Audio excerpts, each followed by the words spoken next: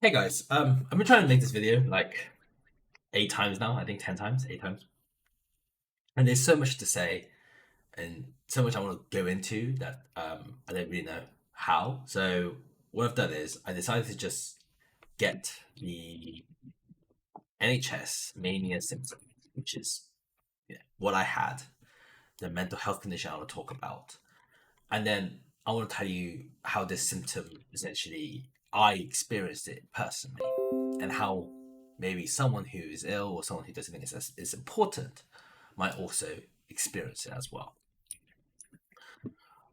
So here it is. Here's mania, and the condition I want to talk to you about is the importance of sleep. So let's talk about if let's talk about like first of all how people measure their sleep. And so before I got ill, the way I measured my sleep was if my tired level, so energy level, I think was is a is a is a good summary, or how tired do I feel. And so if my and yeah, the energy level was based on tired, and if I'm tired, I should sleep more, or not tired. And I like to summarize this as feelings. That's what I feel. And your body, provided everything is in good health, your feelings should be a certain level of metrics. It should be early warning signs. And then for me, I also measured it another way before I got ill, which is I must get at least 5 hours of sleep. And I thought maybe I was one of those exceptional peoples that don't need more than 5 hours sleep. 5 hours, and I think that was justified in my belief before I got ill, because I had a belief that when I got 5 hours sleep, that equaled to me not tired and highly functional. And and if I be honest, if I followed that system, if I get 5 hours equals not tired, therefore it should be fine. I think that I think I would have been okay for a few minutes. And actually, in fact, before I went to Korea, before the jet lag, my sleep rhythm broke. This is what I was doing for like 6 months or something. I can't remember exactly, and I was quote unquote fine. But actually, internally, I am. My body is screaming at me, but I'm not feeling it. And one of the things that my body does in this high stress situation of my body for not getting sleep is feeling more happy, feeling more energy, and all these other symptoms that I was dismissing because it was based on my personality. And so the reason I got ill was actually, even if, the reason I got ill once my sleep was broken, and sleep was broken for numerous things. In my case, it was I was already only getting 5 hours sleep for 6 months, which is questionable anyway. But also, I then got jet lagged because I went from England to Korea, which then caused huge amounts of stress into my body. And then also, when I was in Korea, especially the first few days I was there, I knew that I had jet lag. So I was like, oh, I really need to get to sleep. But I was sleeping like 3 to 4 hours and I went back to my old metric, which is I'm not tired. So if I'm not tired, I guess I only need 3 to 4 hours sleep. And this belief that I needed less and less hours of sleep started to break. And it broke more when one day I was in my parents' home, and I was in bed and I was just thinking about all these beautiful ideas. And I don't know if it's here, but that symptom is flight of ideas actually. But anyway, I was getting loads of ideas, loads of beautiful imagery, lots of amazing, like, oh, well, what if this, what if that, blah blah blah. It was just flooding, literally like a waterfall. And that night, I got 0 hours sleep, and I was not tired. Which actually, I then responded to this emotion as, oh my, oh my freaking god, I'm terrified. And I think logically speaking, most people will. And in that paradigm, I then went to my dad, and I'm not blaming my dad for what he said here. It's just what happened. I went to my dad. I haven't slept, but I don't feel tired. And he basically said, "Oh, sleep is overrated anyway. If you're not tired, just don't sleep." And actually, he asked me why couldn't I sleep. He said I was trying to figure out my business idea, the flood of ideas. And he said, "Well, once you solve that, you'll probably sleep." So I now had a belief where if I execute or do my business idea, spoilers alert, that delusion will now later be world peace. I'll talk about how I got to that logic later.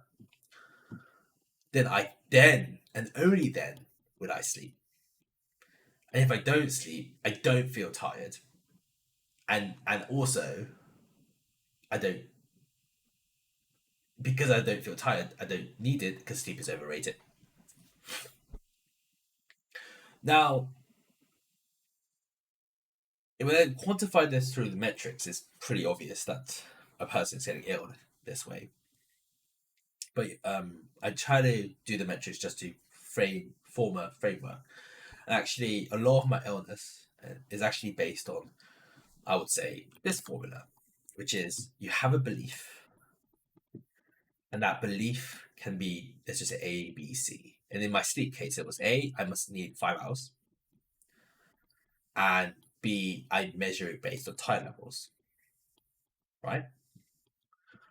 And then your belief starts not working or breaking down. Where in this case, for my first sleep one, the 5 hours I based on my tide metric, I didn't need it, and based on what my dad said is overrated. Sleep is equal to overrated. So therefore, the importance of it went down. Actually, a lot of the symptoms and a lot of the illness is actually just this. And actually, interesting that actually the reason why I manage my illness better is I haven't actually did anything groundbreaking. I just changed my belief, which maybe my belief will then carry me. Well, let's put it this way: this belief here got me to manic, right? My belief now, today, is I need at least 6 hours sleep, 6 hours plus, more the better. Then B, I need to get a Fitbit score on my Fitbit watch of 80 plus. Now, I've also noticed that apparently lately that people are getting like it's possible to get 100, so I'm trying to aim for that too.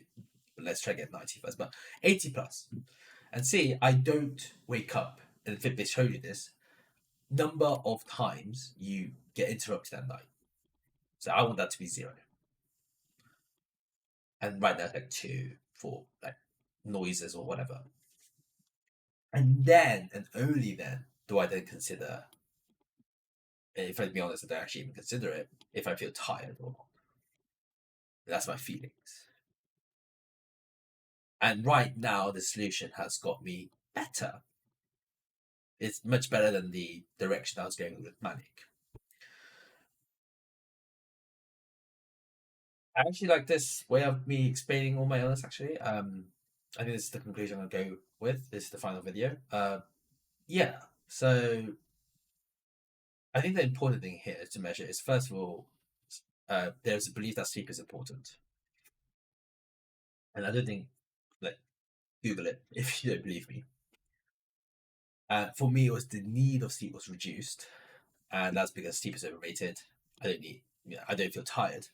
I feel energetic, and thus my body was getting damaged and stressed, and essentially more ill. And actually, the reason I got better is because I now prioritize my sleep very, very highly. Where if I do feel tired, I obviously sleep straight away. I even have naps. And actually, in the Western world, there's this concept that if I have a nap, I'm a lazy person. I like to change that framework to if you don't have naps, you are actually crazy. Which I think that's a controversial opinion. What I'm trying to say there is that you're not a lazy person for having a nap. You might just be recovering or getting the energy that you need. There is a problem, a separate whole problem for when you have too much sleep. But I'm talking with my paradigms of what's worked for me. Now, you don't have to agree with me that no nap equals crazy, but for me, having that belief in my mind makes me have a nap when I should, when I feel like having a nap, instead of going, oh, I'm lazy for having a nap because I should be working. Yeah, and that's one of my symptoms of how I lost the need to sleep. I think I like the style. I'll watch the video, find out. But yeah, I hope you guys found a little bit useful for this video, and I'll look forward to doing the next one. See you guys in a bit.